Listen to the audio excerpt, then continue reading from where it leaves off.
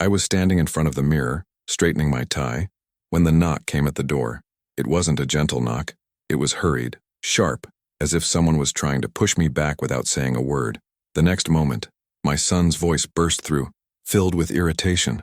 "Dad, you're not going out like that. You'll ruin the photos. Just stay here until it's time." Before I could even respond, I heard the click of the lock turning from the outside. My own son, my only boy, had locked me inside a cramped bathroom of the church on his wedding day. My name is William Harris. I'm 58 years old, and I've spent my life carrying myself with dignity, even when the world tried to strip it away. I've worked in the same printing shop for 30 years. I've paid my bills. I've kept my shoes polished. I raised my children to respect others, to treat people with grace. But in that moment, staring at the peeling paint of a church bathroom, I felt like I was nothing more than an embarrassment to the man I'd raised. I pounded the door once, not out of anger, but to hear the hollowness of it, to test if he'd come back. He didn't. Silence. Only the muffled laughter of bridesmaids somewhere down the hall, the echo of heels on the tiled floor outside, and me, his father, locked away like a problem to be hidden. You'd think after nearly 6 decades of living, humiliation would roll off your back. But humiliation never loses its sting. It only deepens, like a bruise pressed on old skin.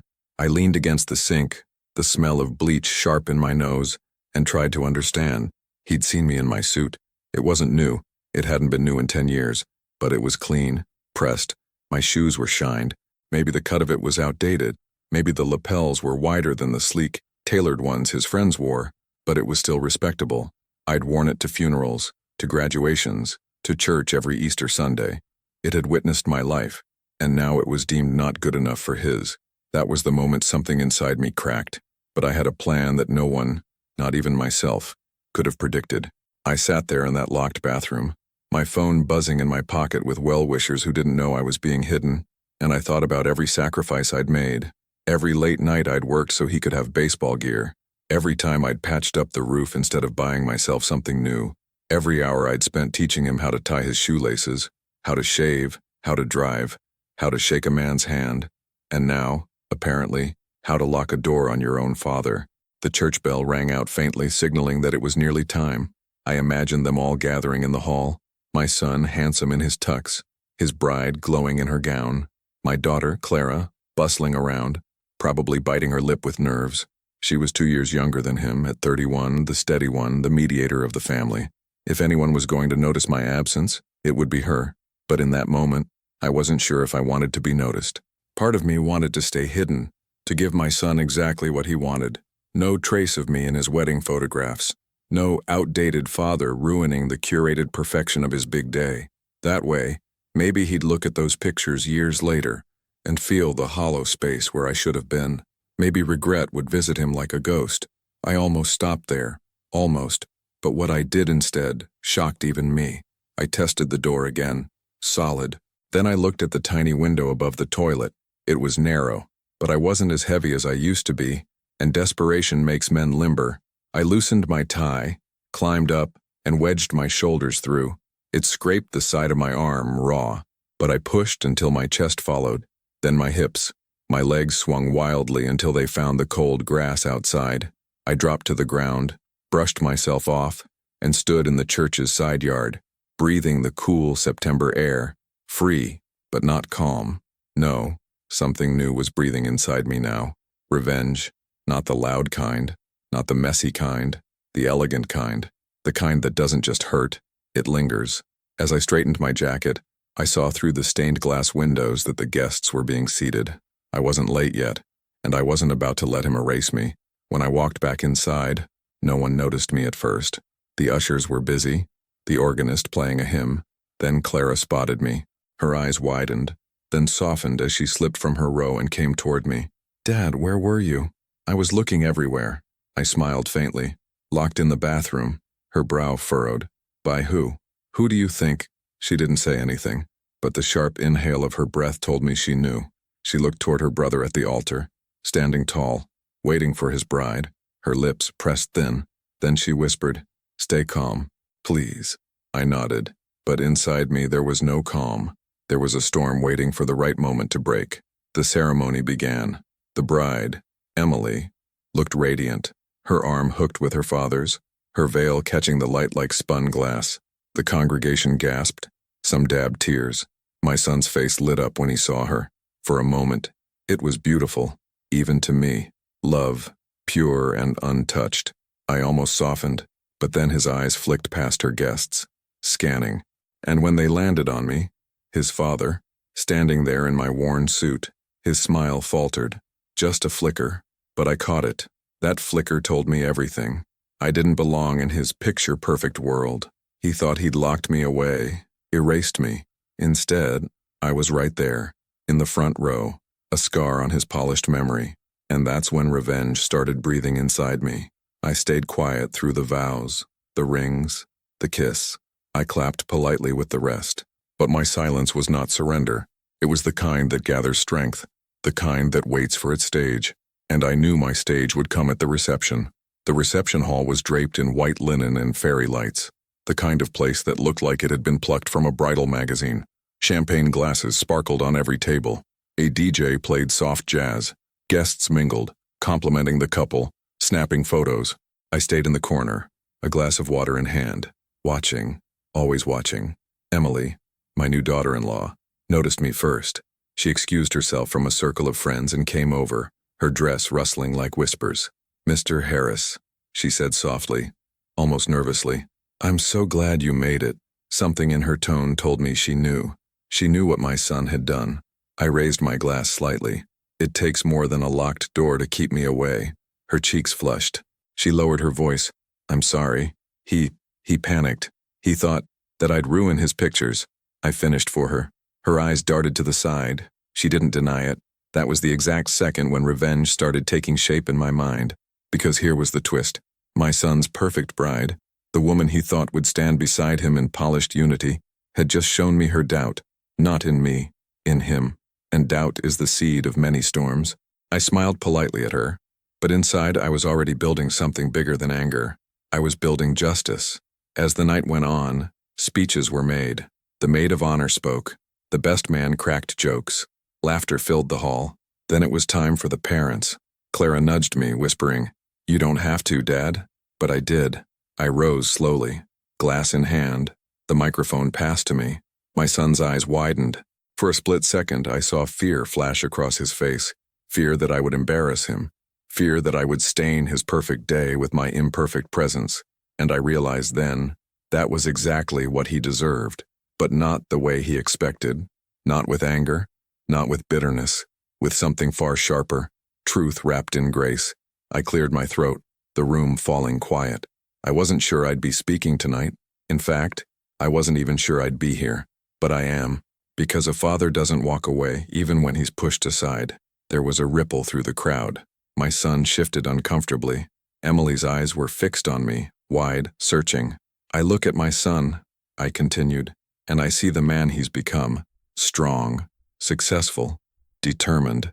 Traits I recognize because I saw them first when he was a boy, when he insisted on fixing his own bike, even if it meant scraped knuckles and bent spokes, when he studied late into the night, refusing to accept anything less than an A. He always wanted things to be perfect. And tonight, well, you can see perfection all around us. Laughter, polite and uneasy. I let it linger, then added, "But perfection, my friends, is not the absence of flaws. It's the presence of love, forgiveness, and dignity. Without those, no picture is truly beautiful." Emily's gaze dropped to her lap. My son looked pale. I raised my glass. "So here's to imperfection. May it always remind us of what really matters." The hall erupted in applause, though I saw my son's jaw tighten. My words had landed exactly where I wanted them to, in the cracks of his carefully built image. And that was only the beginning, because I wasn't done yet. The applause faded, and I sat down again, my glass trembling slightly in my hand. It wasn't from nerves, it was from the sheer current running through me. For the first time in years, I felt the eyes of a room not ignoring me, not dismissing me, but waiting, listening. My son forced a smile as the DJ moved on, announcing the first dance. He took Emily's hand and led her to the floor. They swayed under the warm glow of fairy lights, the crowd murmuring its approval, but every so often, his eyes cut toward me, sharp as knives. I didn't flinch. I wanted him to see me. Halfway through the dance, Clara leaned toward me. "Dad," she whispered. "You know he's furious." I gave her a calm nod. "He locked me in a bathroom, Clara. He can be furious all he wants. I've been silent too long." She squeezed my arm, torn between loyalty to her brother and her own outrage. Her loyalty was like a tightrope she'd been balancing on for years. I could see the weight of it in her eyes. Then Emily's voice floated from across the room. "Now, we'd love for everyone to join us on the dance floor." Couples flooded the space. Young, old, polished, clumsy. Clara dragged me up, insisting we take a spin. I protested at first, but her smile softened me. So there I was, a 58-year-old man in a slightly outdated suit, waltzing clumsily with my daughter, laughter bubbling from her lips, and then something unexpected happened. Emily, still glowing in her wedding gown, left my son's side and joined us.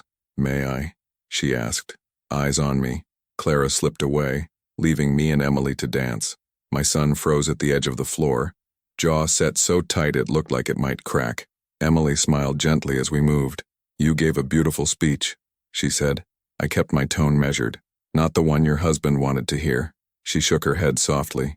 "Maybe not, but it was the one I needed to hear." Her words landed heavier than I expected. Needed. She needed to hear that perfection was nothing without love and forgiveness, which meant she already felt the cracks. "I know he can be harsh," she continued, her voice low, hidden beneath the music. "He wants everything, flawless. Sometimes that means he forgets about people's hearts. Sometimes," I raised a brow. She hesitated, then nodded. "More often than I'd like." I wanted to ask more, but the song ended, and she was swept back into his arms. Still, I'd seen enough. The bride, his bride, was not blind. She wasn't fooled by his hunger for control, and in that realization, I saw the shape of my revenge becoming clearer. It wouldn't be loud, it wouldn't be violent, it would be quiet, deliberate, and unforgettable. The evening wore on with toasts, laughter, and clinking glasses. But beneath the joy was a tension stretched tight as a violin string. My son avoided me, his smile stiff every time a photographer tried to capture him. Emily, though, glanced at me more than once, her expression unreadable. When the cake was cut and the bouquet tossed, I slipped outside for some air. The cool night wrapped around me, carrying the faint smell of autumn leaves. I leaned against the railing of the porch, listening to muffled music from inside. That's when Clara joined me. "You really shook him, Dad," she said with a half smile. "Good," I answered simply. She laughed quietly. "I think part of him needed it. He's been different these last few years. Always pushing, always criticizing.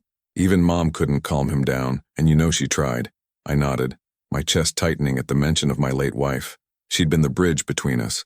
Since she passed 5 years ago, my son had grown sharper, harder, as if grief had turned to steel inside him. Clara's voice softened. "Don't let him win by getting bitter. You did the right thing tonight. For yourself." I looked at her, the daughter who'd stood beside me when the world closed its doors. "Maybe, but I'm not done." She tilted her head. "What do you mean?" I didn't answer. Not yet.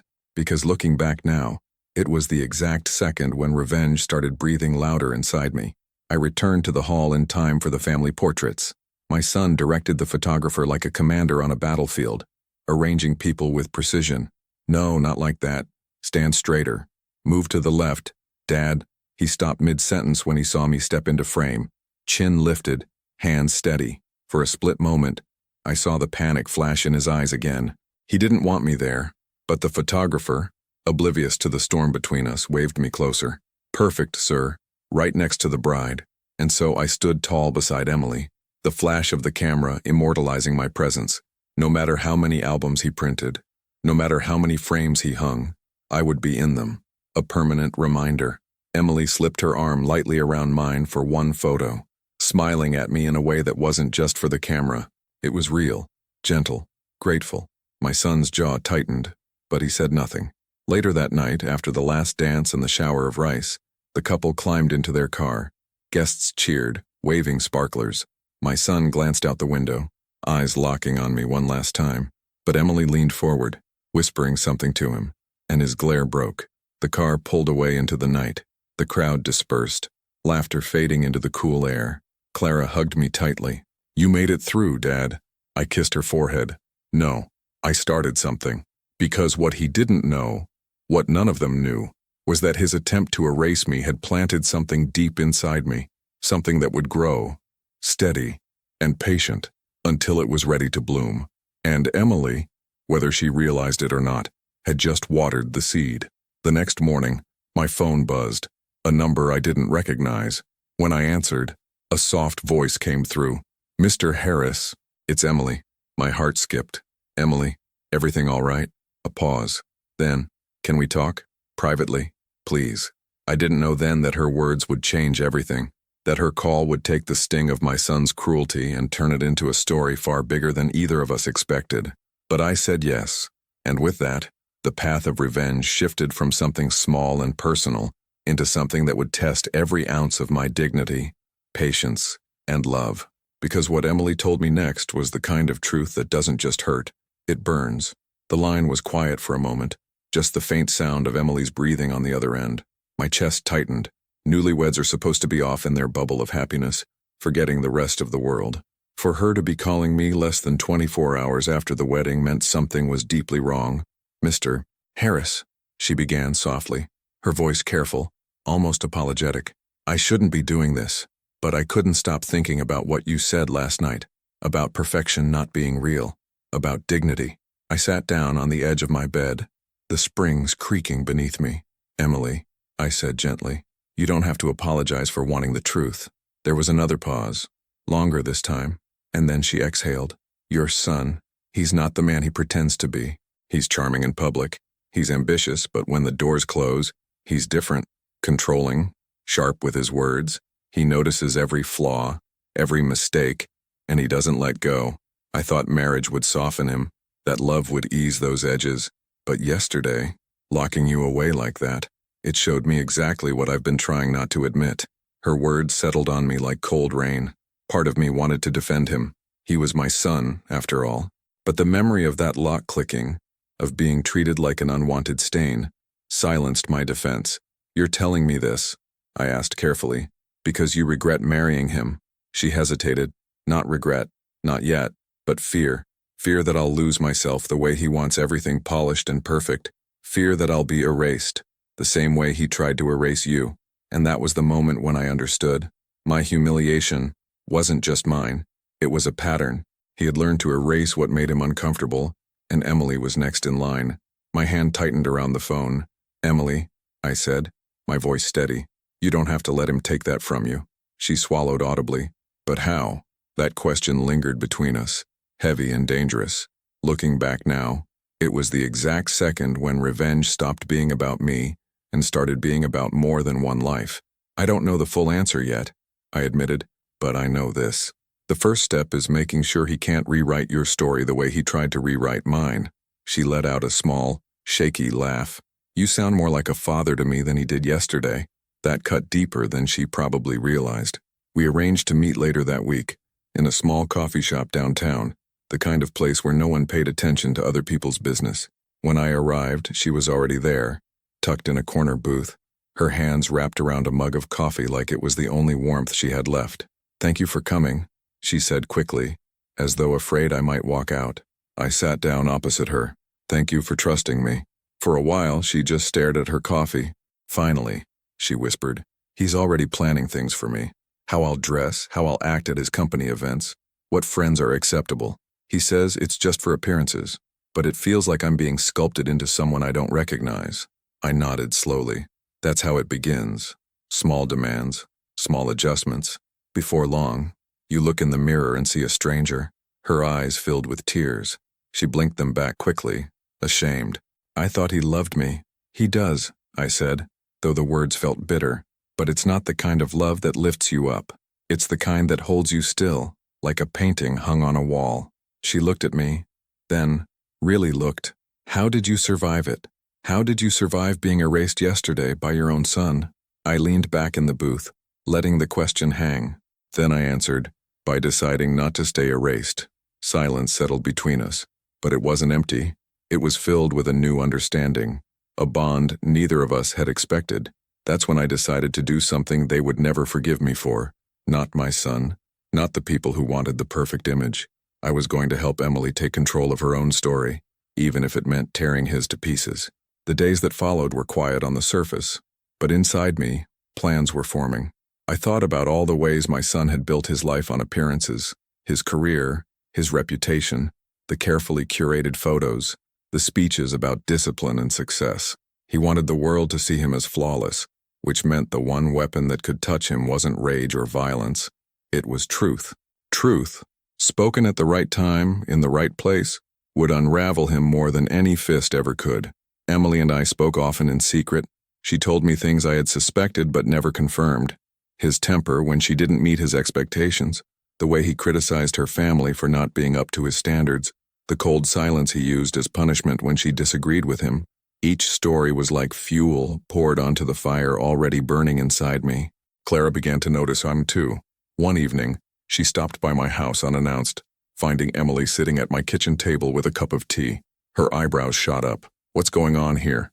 Emily flushed, fumbling for an answer. But I raised a hand. She came to me because she needed someone to listen. Clara crossed her arms. "Dad, this is dangerous. If he finds out, he already tried to erase me." I interrupted. "What more can he do?" She shook her head, frustrated. "It's not about you anymore, it's about her. About what happens when his pride gets wounded." Emily met Clara's gaze with quiet strength. "I'd rather risk his pride than lose myself." Clara studied her for a long moment, then sighed. "God help us all, but I think you're right." And so, the three of us, an old man, his daughter, and a young bride, became unlikely allies. We didn't speak of revenge openly, not at first, but in the unspoken spaces between our words, it was there, a quiet pact. Weeks passed, and the cracks in my son's perfect life grew wider. Emily began pushing back in small ways, choosing her own dress for a company dinner, refusing to cancel lunch with an old friend he disapproved of.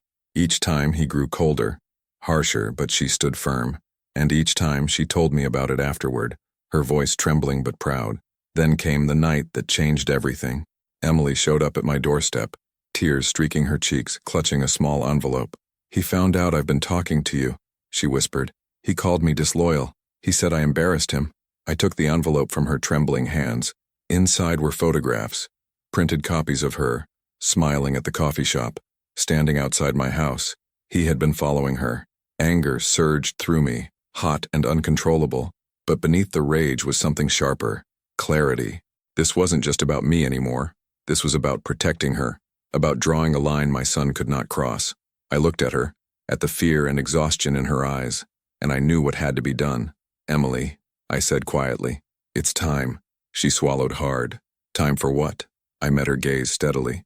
"Time to show him that perfection doesn't just crack, it shatters." The night I decided to act, I passed my reflection in the window of the printing shop and didn't recognize the man who looked back. There was still William Harris in the face. My wife's laugh lived there, my son's stubborn jaw, but underneath it was someone moving with a purpose I had only felt once before, when I stood up in front of a crowded courtroom and told the truth about something that mattered. Time had taught me patience. Indignation sharpened it. I called Clara first. "Meet me tonight after I close," I said. Her silence told me she understood without the need for details. That's the thing about family. Sometimes fewer words are the truest ones.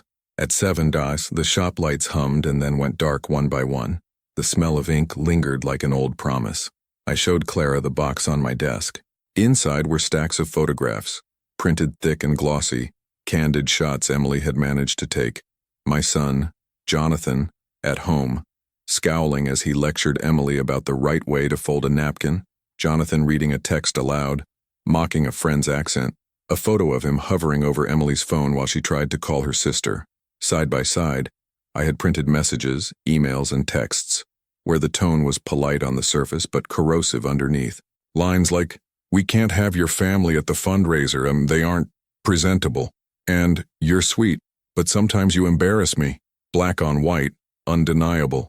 I'd had the prints done overnight, each sheet trimmed with care in my own shop. Clara frowned, fingers hovering above a photograph of Jonathan and Emily at the rehearsal dinner, his arm tight around her shoulder, her face anxious. "This is damning." She breathed the word like a prayer. "But how do we use it? How do we make it count?" I had already thought that part through. The trick was to let Jonathan's own hunger for perfection lead him into the trap. He loved to be celebrated. Awards, speeches, accolades. He fed on public applause. That vanity would be the rope we'd hang honesty from, careful and clean. Emily was nervous when I told her the plan. "You sure about this?" she asked, voice small as she stood in my kitchen at midnight, a mug of cold coffee warming her hands. She had started keeping a little recorder in her bag after the envelope of photographs arrived at my house. The recorder had captured hours of him, the cold silences, the cutting barbs masked as advice, the thinly veiled threats about ruin and reputation. It was the kind of evidence courts find useful and gossip finds delicious. We listened together, and the sound of his voice attacking her self-worth made me angry in a way that made my hands shake. "This isn't revenge for revenge's sake," I told her. "This is truth. This is about making sure your story doesn't vanish." Her eyes flashed with relief and something else, gratitude. "I don't want him to humiliate me," she said.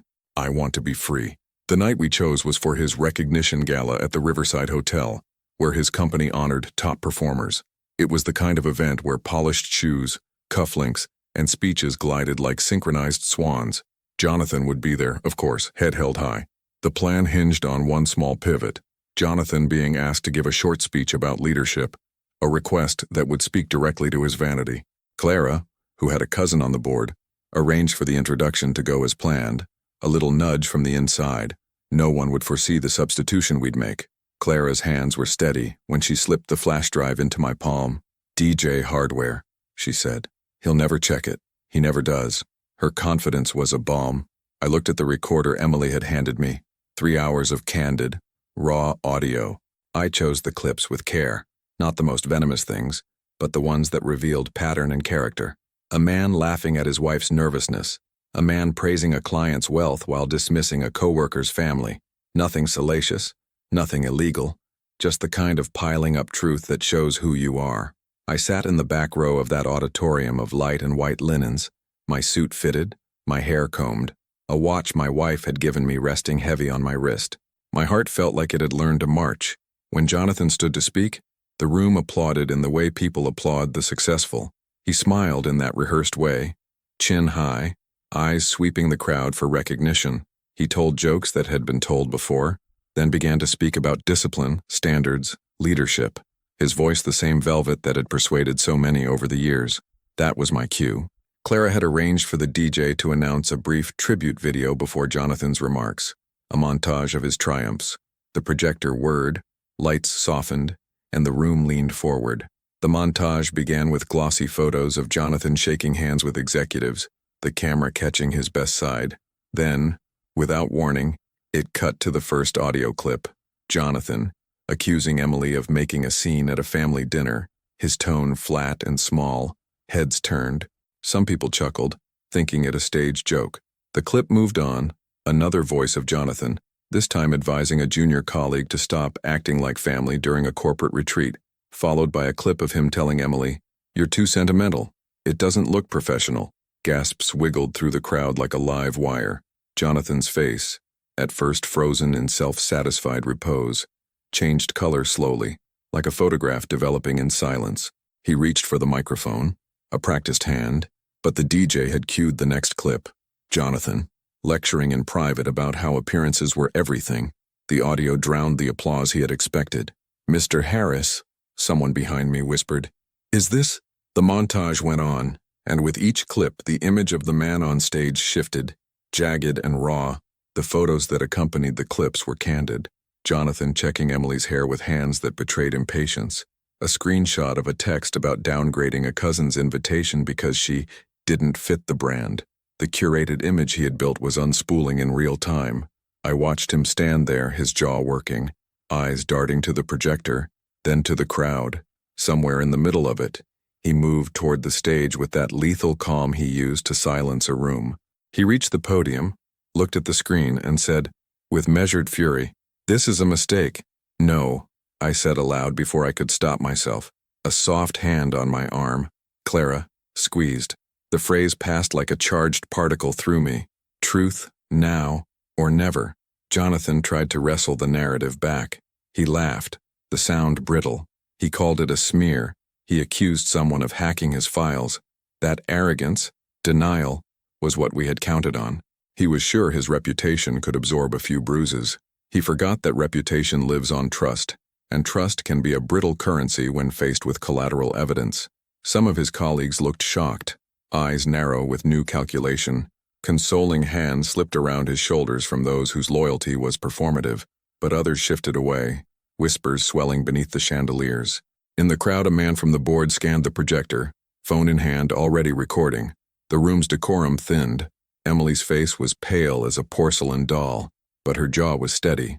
She was standing in the back, a small figure in a dress, and when the montage ended, she walked forward. Every eye followed her in that slow, breath-held way that makes a room sound like it's holding its own life in reserve. "Enough," she said quietly, stepping onto the stage as if it were her own front porch. She did not scream. She did not plead. She simply spoke, and the words trembled like a bell. "I recorded these because I needed to know if what I felt was real." He tried to interrupt. He shouted her name, an ugly sound of ownership, but she kept going. "I married a man I love," she said. "But love isn't a uniform you put on for show. It's nourishment. It's when your partner sees you, not the image they want of you. I don't want to be polished. I want to be known." I felt something in me give way. Relief, or the release of a long-contained dam. The room exhaled. Some clapped, uncertain and polite. Others looked away. Jonathan's mouth opened and closed like a fish out of water. He stumbled out of the ceremony with his smile broken. The board called an emergency meeting the next morning. Media, subtly privy to the story through a guest who'd filmed the montage on their phone, began to murmur. Emails were sent, questions asked. Reputation, that artful construct my son had worshipped, started cracking. But what I hadn't predicted was how quickly my own heart would ache at the sight of him wounded. He wasn't the man I'd taught to hold a hammer straight or to finish what he started. He was my son, a boy who once cried openly when his baseball team lost. He staggered through those days like a man learning to be human, not the armor he'd wrapped himself in. I caught Clara watching me at the family table after the fallout, and she said softly, "You did the right thing, Dad." Her voice held no triumph, only relief and sorrow. That night, Jonathan came to my house. I left the back door unlocked. It felt like the only humane thing to do. He sat on the porch steps in the shabbiness of a man who had lost something he hadn't known he'd valued until someone else held it. He smelled of expensive cologne and regret. "You were in that video," he said finally, voice low. "You put that together." "I helped," I admitted, "because you tried to erase me, because you would have erased her too." His laugh was small and broken. "You don't get to humiliate me and call it justice." "Humiliation isn't the point," I said. "You built a house of faces. Each smile was a brick. Truth was always going to find the cracks. I just turned on the light." He looked at me then, fully present, and for the first time in years, his eyes were not the guarded steel I'd raised. They were raw. "Why didn't you just call me? Why did you—" "Because you wouldn't have listened," I said, the answer plain as dusk. "Because you needed to see people choose reality over your image." He swallowed hard, hands clasped together. "I never wanted to hurt her." The words were an admission of failure, not absolution. I thought I was making things better. Making things better for whom? I asked. For the brand? For the photos? I didn't raise my voice, but the rim of it had been sharpened. He looked away. We sat in that silence until midnight. Then he stood. "I don't know if I can fix it," he said, voice cracked, "but I have to try. You always hope for a single moment to change a life, a sudden repentance that irons out the years. People like to believe those moments exist because then we can all be heroic on a Sunday. Reality is messier. That night was a start, not a miracle. The fallout took shape in slow, bureaucratic ways. The board issued a statement about conduct inconsistent with company values and put Jonathan on a temporary review. Some clients called their managers, others quietly reassessed. The social feeds that mattered to him filled with editorialized sympathy and thinly veiled doubt. Internally, gossip ferments. Externally, trust evaporates slowly, like breath on a mirror. Meanwhile, Emily found a voice she hadn't known she possessed. She began to speak not just to me or Clara, but at small gatherings about boundaries and dignity. She asked people the quiet, dirty question, "What are you willing to forgive to keep up appearances?" That question was more dangerous than any montage. I did not relish the ruin that edged my son's life. I did feel, with a clarity that was almost surgical, that the scales had been balanced. He had learned what it felt like to be on the outside of his own life. Looking back now, I almost stopped there. Almost. But what I did instead shocked even me. I did not walk away and leave the pieces to fall where they may. I found myself preparing for a long conversation with a son who would either learn to be a man who saw people, or a man who would forever keep polishing an empty statue. And so the game changed again. This was no longer about spectacle. It was about the harder work of rebuilding trust, or watching it crumble entirely. The next moves would require patience, forgiveness, and a kind of stubborn grace I was only beginning to understand. The board meeting loomed.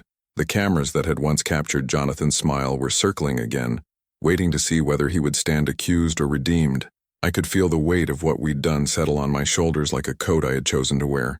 The question that kept me awake that night was not whether we had been right. It was whether truth, once exposed, could teach a man to love differently, or whether it would harden him further. Either path would leave scars. Either path would change us. I slept with that thought folded like a map in my chest, and in the morning, the city outside my window seemed both the same and utterly different. The morning of the board meeting arrived with gray skies. Clouds pressed low over the city as if they, too, were waiting to see what judgment would fall. I brewed coffee strong enough to jolt the bones, slipped on my suit jacket, and looked at the clock. 8 a.m. Jonathan would be standing before a group of people who had once praised him like a golden boy. Today, their eyes would weigh him. Clara called, "Dad, you going?" I hesitated. Part of me wanted to stay away, let him face his storm alone. But another part, older, steadier, knew I had to be there, not to protect him, not to shield him, but to witness. A father doesn't always get to be proud. Sometimes he has to stand in the room when pride burns down. So I said, "Yes, I'll be there." The lobby of the Riverside Corporate Center buzzed with reporters. Some whispered into cameras, others scribbled notes. Jonathan had always enjoyed attention, but this wasn't the kind he'd prayed for. I slipped through the crowd quietly, head low, a man who knew how to be invisible when he chose. Inside the boardroom, the atmosphere was taut as piano wire. Suits lined the long mahogany table, faces stern, lips pressed thin. At the end of the table sat Jonathan, immaculate as always in his tailored suit, but pale, the weight of sleepless nights sagging beneath his eyes. Emily sat in the corner, arms folded, gaze steady.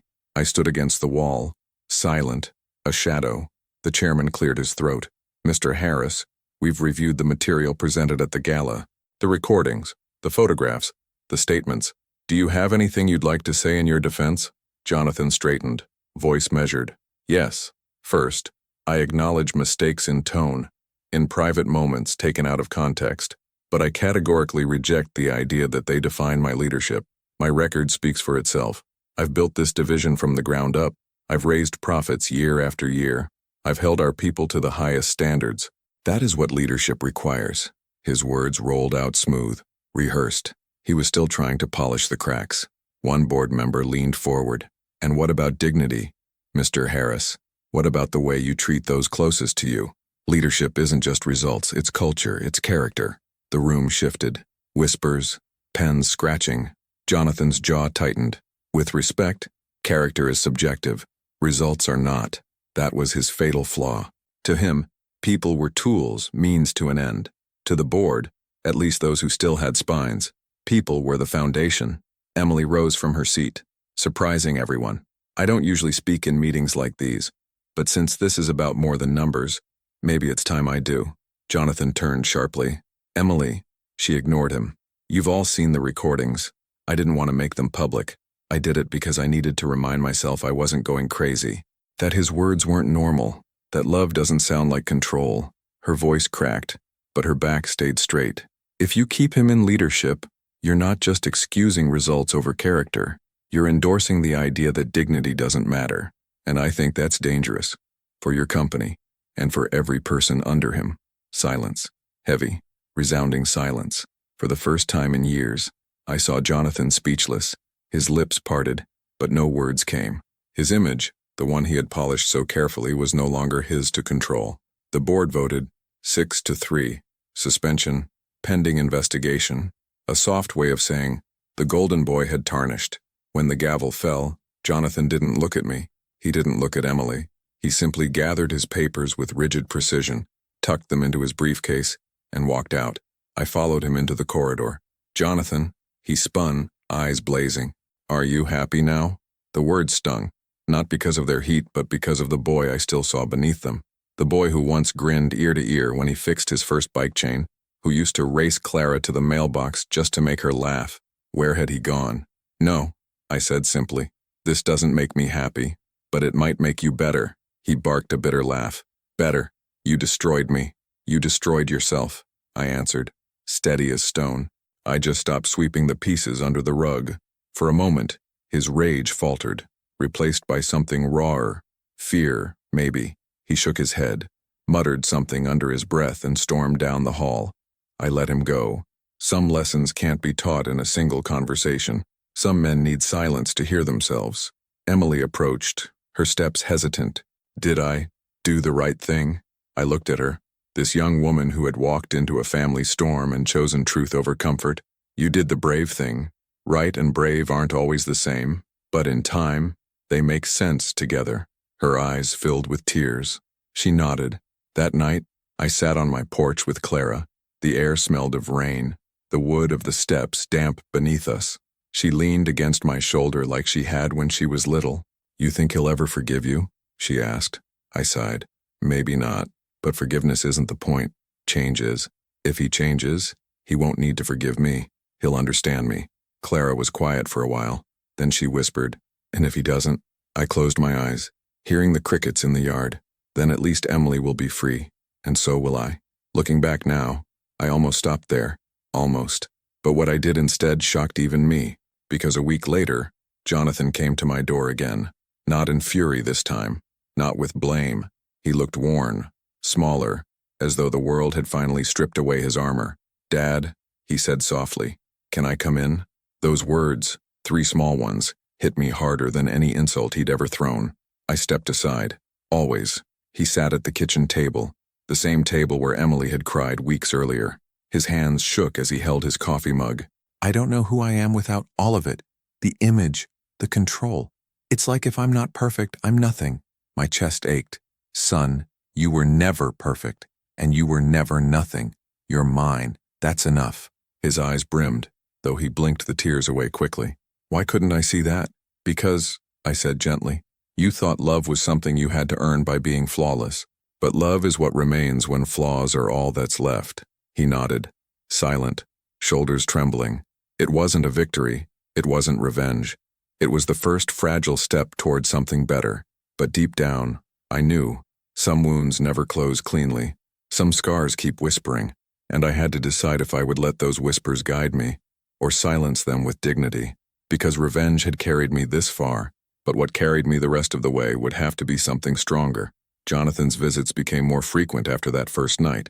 At first, he came with excuses, picking up a box of old things from the garage, asking about a childhood memory only I could confirm. But slowly the excuses faded, and what remained was simply his presence. He sat at my table, drank my coffee, asked questions he'd never asked before. One evening, he stared at the framed photo of his mother on the wall. She wore that Sunday smile of hers, eyes crinkling at the edges, warmth radiating out of her even in stillness. Jonathan's voice was quiet, almost reverent. She wouldn't have liked the man I became. I didn't sugarcoat it. No, she wouldn't. But she would have believed you could change. His shoulders sagged, the fight leaking out of him. I don't know if I can. You already are, I said, placing a hand on his arm. You're sitting here, admitting it. That's more change than you think. Emily joined us a few days later. At first, she stood at the threshold like she wasn't sure she belonged. But Clara pulled her inside, and soon she was sitting across from Jonathan, the air thick with tension. He cleared his throat. Emily, I owe you. She cut him off gently. An apology? Yes. His voice cracked. More than one. The room was still. He swallowed hard. I was wrong. About everything. About thinking love was a performance. About believing control was care. I humiliated you. I humiliated my father, and I can't take that back. But I want to do better. If you'll let me. Emily studied him, her face unreadable. Finally, she said, I don't know if I can forgive you. Not yet. But I'll watch. I'll see if the change is real. It wasn't absolution, but it was hope. And for me, sitting in that room, it was enough. The weeks rolled into months. Jonathan's suspension turned into a demotion. He no longer led the division he once boasted about, but worked quietly under someone else's direction. It bruised his pride, but it also humbled him. Slowly, he learned to listen more than he spoke, to ask instead of demand. Emily stayed, not because she was weak, but because she saw something worth staying for. She set boundaries, firm and clear, and for the first time, Jonathan respected them.